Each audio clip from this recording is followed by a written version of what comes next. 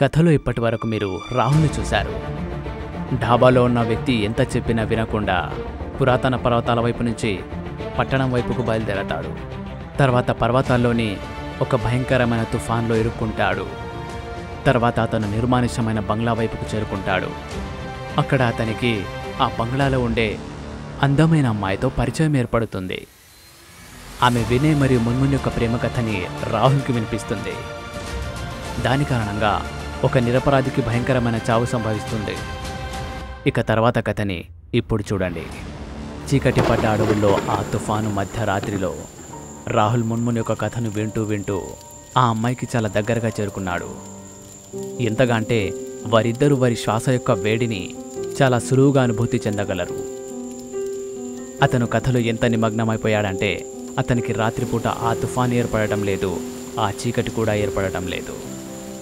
అతనికి ఏం తెలుసుకోవాల్సి ఉందంటే ఆ బంగళా యొక్క యజమాని ఆ మాలిని ఎందుకు చంపేశాడు అని. నిజానికి తప్పు అతని కొడుకుదే. ఆ బంగళా యొక్క యజమాని ఇప్పుడు ఇద్దరిని కూడా చంపేయగలడు. మీకేమనిపిస్తుంది సార్? ఆయన తప్పు చేశారనిపిస్తుందా? ఆయనని చంపేద్దామా లేదు వదిలేద్దామా? నువ్వే చెప్పు, ఏం జరగవచ్చు? ఏం చెప్పాలి సార్? చావు దగ్గర పడితే ఖచ్చితంగా చావాల్సిందే కదా. తన కళ్ళు ముందే వాళ్ళ నాన్న చనిపోవడం చూసిన వినయ్ చాలా ఇబ్బంది పడ్డాడు.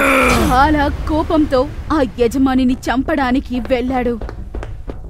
ఇక అతని ఆ యజమాని దగ్గరికి చేరుకోవడానికంటే ముందే బలవంతుడైన అతని డ్రైవర్ అతన్ని గట్టిగా పట్టుకొని లేపి నేలపైన విసిరేశాడు. తర్వాత అతని కాళ్ళు చేతులు కట్టేశాడు. నీ అబ్బా, ఏమనుకుంటున్నావురా నువ్వు ఇంతకీ?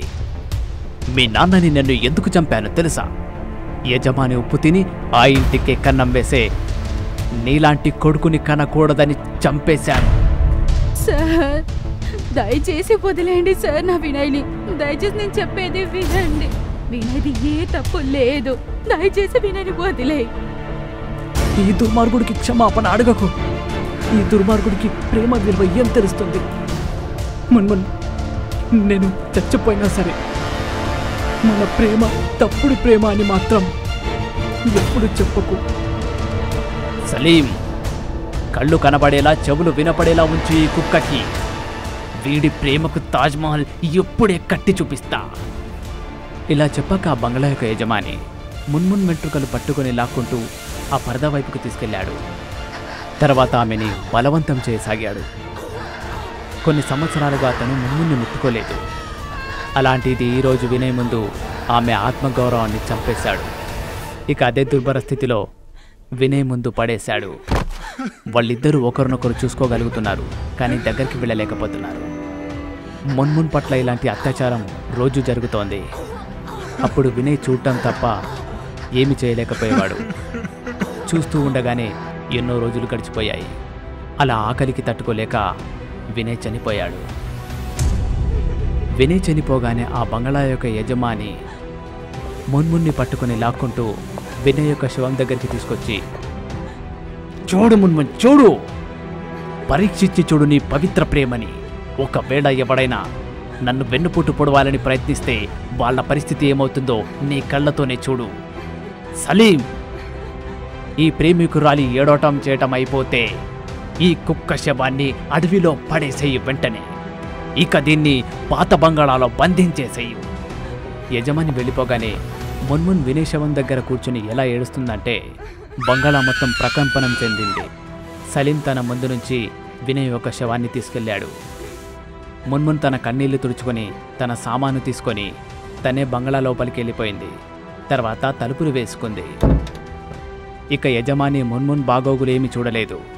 కానీ మున్మున్ బయటకు రాక కొన్ని నెలలు గడిచిపోయాక అప్పుడు యజమాని బంగ్లా వైపుకు బయలుదేరాడు.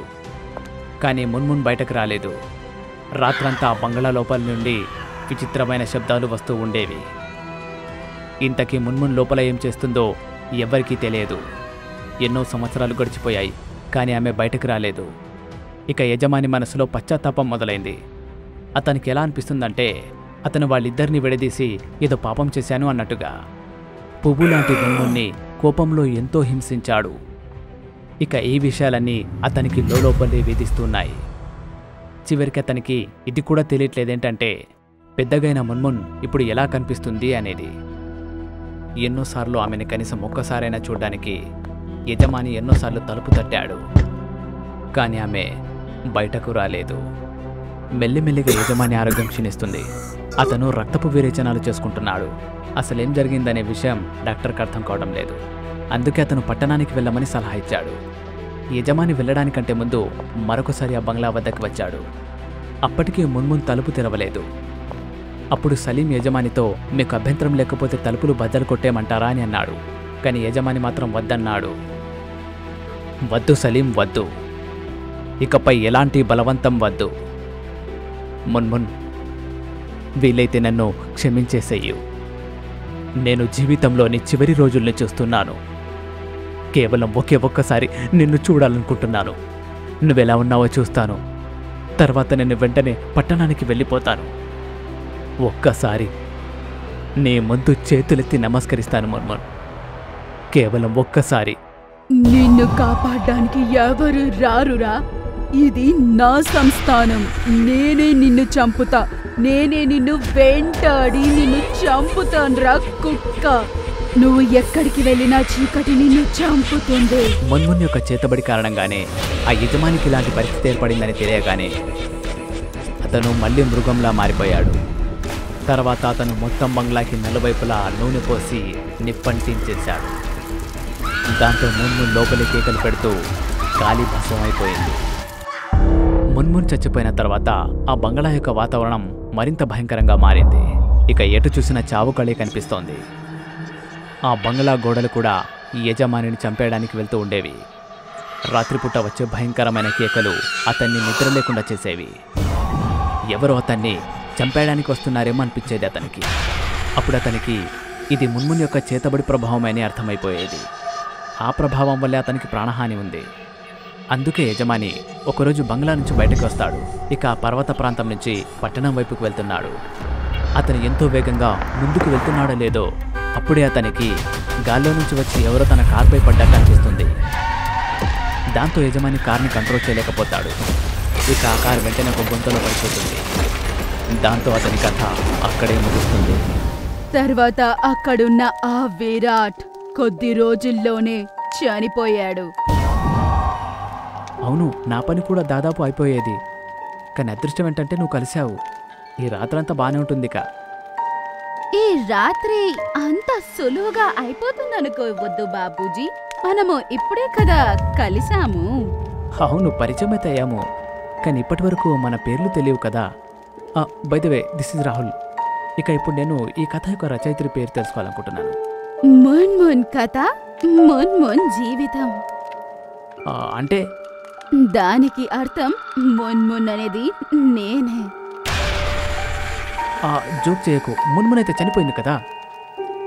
నేను ప్రాణాలతోనే ఉన్నానని నేను నీకెప్పుడు చెప్పాను? ఇలా చెప్పగానే ఆ స్త్రీ బిగ్గరగా నవ్వుతూ ఉంటుంది. రాహుల్ ఆమె దగ్గరికి వెళ్ళి ఆమెను ముట్టుకోవడానికి ప్రయత్నించగానే అతని చెయ్యి ఆమె శరీరం నుంచి బయటకు వెళ్ళిపోయింది. రాహుల్ పరిస్థితి ఎలా అయిందంటే ఒక్కసారిగా అతని శరీరం అంతా ఎవరో కొట్టిపారేసినట్టుగా అయిపోయింది. మున్మున్తో పాటు ఇప్పుడు అతనికి తలలేని యజమాని యొక్క మొండెం కూడా కనిపించింది. దాంతోపాటు ఇంకో శవం ఉంది. దాని యొక్క కాళ్ళు చేతులు కట్టేయబడి ఉన్నాయి. అంటే అది వినయ్ శవం. అతను పరిగెత్తుతూ బంగ్లా యొక్క నిచ్చెన వైపు వెళ్తున్నాడు. రాహుల్ ఒక 2 మెట్లు ఎక్కాడో లేదో అతని కాళ్ళు అక్కడే ఆగిపోయాయి. ఎందుకంటే అతని ముందు పైనుంచి ఒక వృద్ధుడు కిందికి దిగుతున్నాడు. అతని బంగ్లా యొక్క యజమాని. ఇక్కడి నుండి తప్పించుకొని ఎక్కడికి వెళతావు? ఈ స్త్రీ యొక్క భయంకరమైన ఆత్మ ఇక నీ ప్రాణాలు తీసుకునే వరకు నిన్ను వదిలిపెట్టదు. వద్దు, నన్ను చంపొద్దు, దయచేసి నన్ను చంపొద్దు. ఈ పురాతన పర్వతం శపించబడినది. ఇప్పటి వరకు ఇక్కడి నుంచి ప్రాణాలతో ఎవ్వరూ వెళ్ళలేదు. నువ్వెలా బ్రతుకుతావు? యజమాని యొక్క ఆత్మ ఇలా చెప్పగానే అందరూ ఒక్కసారిగా రాక్షస నవ్వు నవ్వుతున్నారు. అసలు అక్కడ ఏం జరుగుతుందనేది రాహుల్కి ఏమీ అర్థం కావడం లేదు. అందరూ నవ్వే రాక్షస నవ్వులు విని అతనికి తల తిరుగుతోంది. తర్వాత స్పృహ కోల్పోయి అక్కడ పడిపోయాడు. కళ్ళు తెరిచి చూస్తే అతను బంగ్లాలో లేడు. ఆ పర్వతం పక్కన దారిలో ఒక మూలన ఒక రాయికి గుద్దేసుకుని కారులోనే ఉన్నాడు. కార్కి అటువైపు లోయ ఉంది, ఇంకోవైపు మట్టి పడి ఉంది. రాహుల్ కార్ స్టార్ట్ చేసి దాన్ని వెనక్కి తీసుకునే ప్రయత్నం చేస్తున్నాడు. కానీ కార్ వెనక్కి రాలేదు. దాంతో అతను పురాతన పర్వతం మధ్య ఒక దారిలో ఇరుక్కున్నాడు. ఎంత ప్రయత్నించాక కూడా కార్ వెనక్కి వెళ్ళకపోతే అతను తన తలని స్టీరింగ్కి కొట్టుకుంటాడు. తర్వాత ఒక దీర్ఘ శ్వాస తీసుకుంటాడు. మొత్తానికి నేను కనీసం మున్మున్ యొక్క బంగ్లాలో ఇరుక్కుపోలేదు. కారులో స్పృహ కోల్పోయి నేను ఏదేదో ఆలోచించేశానే. కానీ రాహుల్ ఒక్క మాట మాత్రం చెప్పొచ్చులే, మున్మున్ అయితే చాలా అందంగా ఉండింది. ఒక్కసారి గనక నాకు కలిస్తే మామూలుగా ఉండదు. ఇక కారులో నుంచి దిగి దారి క్లియర్ చేస్తాను. తనలో తాను ఇలా చెప్పుకున్నాక రాహుల్ తన సీట్ బెల్ట్ తీసుకోవడానికి ప్రయత్నం చేస్తాడో లేదో అది ఓపెనే కాదు. అందుకే రాహుల్ ఆ సీట్ బెల్ట్ని లాగి బయటకు రావాలని ప్రయత్నం చేస్తాడు. కానీ అందులో విఫలమైపోతాడు. అతని మనస్సేమో లాగాలని చూస్తుంది. ఇక అతను ఏదో ఒక విధంగా దాని నుంచి బయటకు రావాలని చూస్తాడు. అప్పుడే అతని ముందు ఆ బంగళాలోని మున్మున్ కనిపిస్తుంది. మరియు ఆమె వెనక మిగిలిన ఆత్మలు కూడా కనిపిస్తాయి. అది చూశాక రాహుల్ ఒక్కసారిగా భయపడతాడు. అప్పుడే అతనికి ఒక హారన్ సౌండ్ వినిపిస్తుంది. అదొక పెద్ద ట్రక్ యొక్క horn sound. No no no no no ఇక అప్పుడు రాహుల్కి ఏదో కీడు జరుగుతుందని అతనికి అర్థమైపోతుంది. అతను మళ్ళీ బయటకు వెళ్ళడానికి ప్రయత్నిస్తూనే ఉంటాడు. కానీ ఎలాంటి లాభం లేకుండా పోతుంది. మున్మున్ యొక్క చిరునవ్వు చూశాక రాహుల్కి అర్థమైపోతుంది. అప్పుడే ఒక పెద్ద ట్రక్ అదే దారి నుండి సరిగ్గా వచ్చి మున్మున్ శరీరాన్ని దాటి బయటకు వెళ్ళి రాహుల్ యొక్క కారుని చూసేసి ఒక లోయలో పడిపోతుంది. బహుశా రాహుల్ డాబా అతని మాటలు వింటే ఎంతో బాగుండేది కావచ్చు.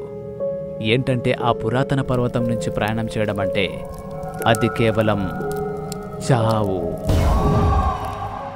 ఇలాంటి భయంకరమైన కథలు మరిన్ని చూడాలనుకుంటే డూడు టీవీ తెలుగుకు సబ్స్క్రైబ్ చేసుకోండి. ఒకవేళ మీ దగ్గర ఇలా భయపెట్టించే కథ గనక ఉంటే ఇప్పుడే ఆ కథను మా మెయిల్ అడ్రస్కు పంపించండి. ఒకవేళ పంపితే తరువాత వచ్చే కథ మీ కథే అయ్యుంటుందేమో.